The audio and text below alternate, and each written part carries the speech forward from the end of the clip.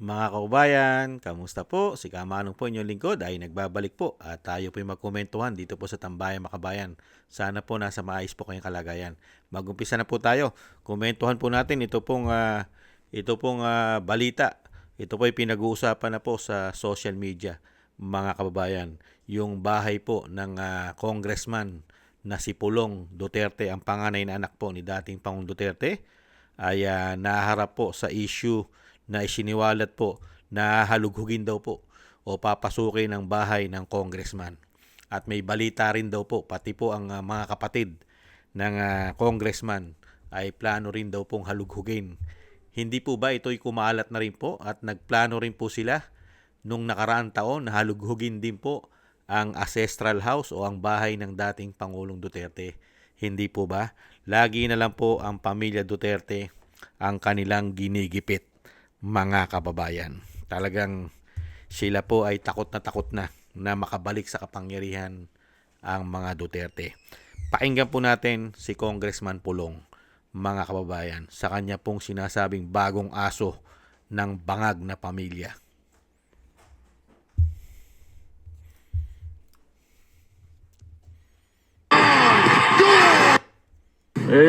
May bagong aso na naman ang bangag na pamilya. Matibay yan, matibay. Matibay yan siya. Kung kanang matibay, di nga tao nga magbisita-bisita, isa ra ako ikasulti nimo.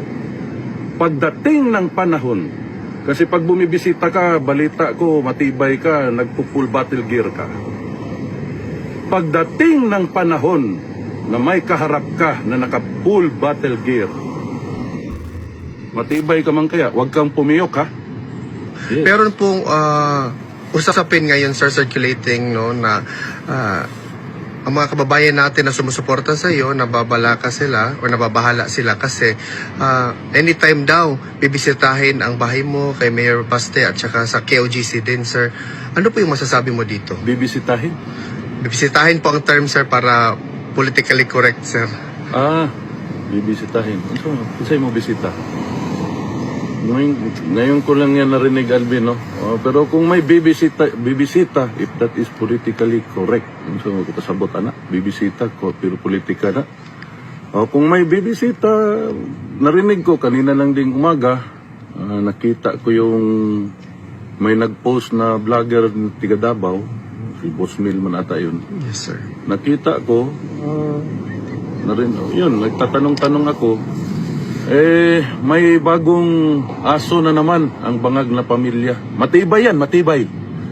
Matibay yan siya. Nakilala ko rin yan noon, way back. Pinakilala sa akin, way back 2017 ata, yung matibay na tao na yan. Intindihan naman natin kasi may galit yan. May galit kasi ang napag-alaman ko noon, nung nagpakilala, gustong mag-apply sa isang posisyon sa gobyerno, napag-alaman namin na corrupt, kaya hindi natanggap. No? Alam mo naman to si Presidente Rudy, pag imbestiga, pag sa corruption ng tao, erase ka na agad sa mundo niya. So, maintindihan natin kung may galit yung bibisita, pero matibay yan siya. Siguro ngayon, nagkaroon ng sa Binisaya pa higayon na magkapera, binigyan siguro ng palaka dyan sa Malacanang na smuggler ng maleta. So, pero alam mo, Alvin, paano ba to sabihin? Yang magbibisita ka sa isang bahay, mag-search siguro sa bisita ko eh. Ganun siguro, sir. Murag anak siguro ilang pasabot.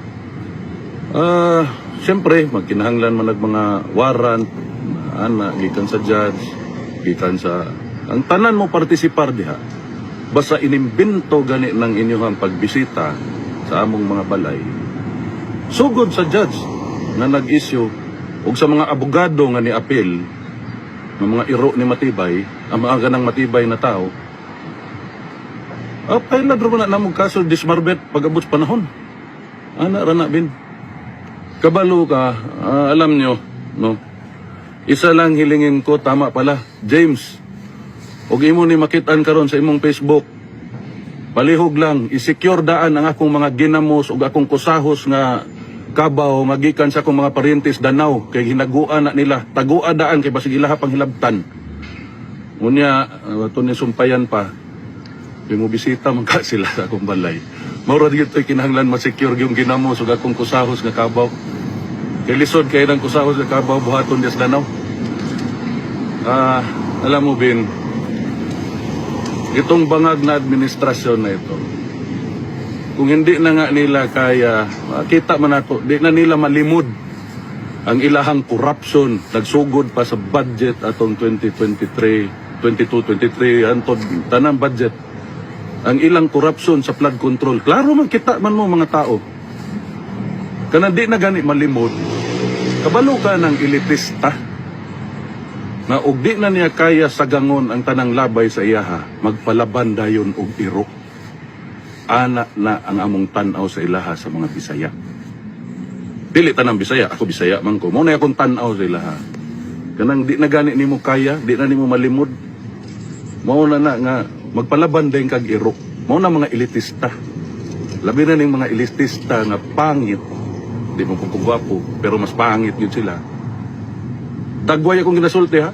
Pangit sila dagway, pangit og batasan, kawatan pagyud. Sus Mariusep. No, kanang wag yun. Mao gyud na ilaha. Palaban day nag mga ero. Ana mga dato. Ug di kaya tagay kwarta. Na diretso bisitahi. Ana man na. Kung kanang matibay diha nga tawo nga magbisita-bisita, isa ra ako ikasulti nimo. Pagdating ng panahon, kasi pag bumibisita ka, balita ko, matibay ka, nagpo-full battle gear ka. Yan po mga tambay. At ito pa po ang isa, yung nasa bahay na po. Ang ating pong kababayang vlogger ay nahandun po mismo sa bahay na Congressman Pulong. Panoorin po natin. Dito tayo sa bahay ni Congressman Pulong Duterte. Yan o, kami nagbabantay dito. Naka full alert, full force. Ayan. So, study tayo sa mga legal requirements in the implementation of search warrant. So, kung may mga bisita man na dumating dito sa bahay ni Congressman, kasi meron tayong naririnig ng mga chismis. So, kung mayroon pa mga bisita na pumunta dito sa bahay ng ating butihing Congressman Pulong Duterte, so naka-full alert po dito mga staff po ni Congressman Pulong Duterte. Ayan. Ayun. So, hindi natin alam ang possible na mangyayari. So, mas okay na nag-iingat mga boss. Let's go! Dito tayo sa bahay ni Congressman Pulong. Yan po mga kabayan. At sumusuporta na po ang mga empleyado, siyempre po supporters ng ating butihing Congressman Pulong. Yan po. At may plano rin daw pong halugugin at bisitahin ang tinatawag na bisita ang bahay ni Mayor at ang KOG. I think yung Kikibuloy po yata yun. Kingdom of Jesus Christ. Parang gano'n. Kingdom of God. Kikibuloy po yata yun.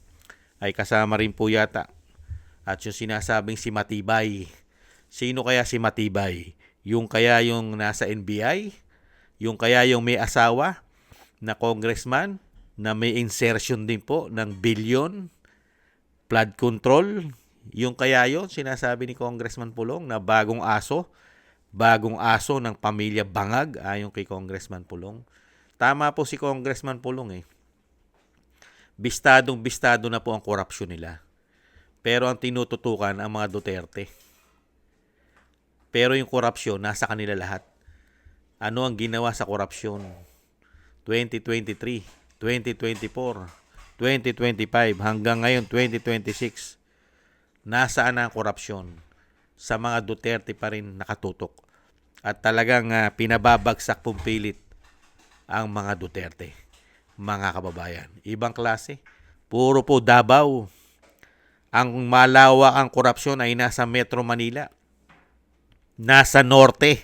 Ayon sa mga Marines. At never pinangalanan at Wala pong mga insertion ang Duterte. Si Pulong, walang insertion. At wala rin pong delivery ng maleta si Pulong, Duterte at mga Duterte. Pero sila ang pinupuruhan ng napakarami na pong aso. At may bago na naman daw pong aso na tinatawag po ni Congressman Pulong. Bagong aso ng pamilya Bangag, mga kababayan. At tinatawag niya si Matibay na naka-battle gear pa. Naka-battle gear. Ibang klase, no? Kaya nga sinasabi ni Congressman Pulong, paano kaya pag nawala po sa kapangyarihan at dumating ang panahon na maupo po ang isang Duterte, saan kaya pupulutin ang mga hayop na yan? Di umano. Kaya nga po sila nagkukumahog dahil ayaw nila mawala sa kapangyarihan. Kaya nga po lahat ay ginagawa na nila. Ginagawa na po nila lahat para po masira at bumagsak ang pamilya Duterte. Hindi po ba? At yan po ay kung mangyayari po yan, ay hindi naman po papayag ang mga taga Davao na basta-basta na lang po halugugin, mga kababayan, ng sinasabing aso, ang bagong aso ng mga Bangag. Ibang klase, no? Wala ka malang mabalitaan sa mga hayop na yan, di umano, na hinahalughog at binibisita ang mga bahay ng mga magnanakaw na mga politiko, isang damukal dyan sa congressman, dyan sa House of Representatives, mga congressman, mga senador, at mismo sa Ilocos, ayon sa mga Marines, ay wala pong binibisita ang tinatawag na Matibay. Ibang klase na po, mga kababayan. Nagpakasama na ng husto. Ibang klase, napakahirap po palang makabalik sa kapangyarihan. Ang lahi na yan. Yung lahi po, napakahirap po kasi tanggalin sa posisyon yung dating ama. Yung namuno po sa atin na mahigit 20 years. Napakahirap din po napaalis. Ngayon po, mukhang inuumpisahan din po. Talagang pinipilit na tumagal sa kapangyarihan. At lahat po nangahadlang sa kanila ay pilit po yata talagang pababagsakin. Kaya nga lang hindi nila mapabagsak ng mabilisan dahil hirap na hirap silang tamnan ng issue ng korupsyon. Hirap na hirap. Dahil hindi po korap. Hindi po ba? Kaya nga po lahat ay gumagawa sila ng paraan at kumukuha na po ng aso. Sari-saring aso na gamit po ang maleta. Ayon po kay Congressman Pulong, maleta, mga kababayan. At syempre po, tayo po mga kababayan ay isama po natin sa ating mga dasal at panalangin na hindi po magtagumpay ang mga aso at ang nagpakasama sa kapangyarihan at pera ay hindi po sana magtagumpay. At maingatan po ang pamilya Duterte. Hindi po sana sila magtagumpay, mga kababayan. At ang kabutihan po sana ang maghari sa ating bansa. Maraming salamat po mga kababayan. At sana po ay nasa maayos po kayong kalagayan. At thank you rin po sa mga gusto po ng ating tambayang mga kabayan sa YouTube at TikTok. At ganoon din po sa ating mga subscribers at patuloy nagsusubscribe. At sa mga nagko-comment, like, share, and subscribe, maraming salamat po sa inyo. Mabuhay po kayo. At thank you rin po. At shoutout po sa mga nagbibigay po ng tulong at biyaya. Kay Mila Yi, kay Tatay Nick ng Canada, kay Jem Aris ng United Arab Emirates, kay Eric Hershaw ng Canada, Kingston ng Hong Kong, ako si Pilam, Ani Jo, kay Gayat Shena, kay Balance Vision TV at Jesus Valdepena, kay Jake Yahut ng California, USA, Gina Ray ng Berlin, Germany, Julieta Silona ng Sydney, Australia, Baby Roman at Ate Isa ng Cagayan at Jesus Valdepena. Maraming salamat po. Shoutout po sa inyo lahat. At taste lang po tayo. At ingat po kayo lalo po sa inyo pumapagawa. At God bless po sa inyong lahat, mga kababayan. At muli po, taste lang po tayo. Bye-bye!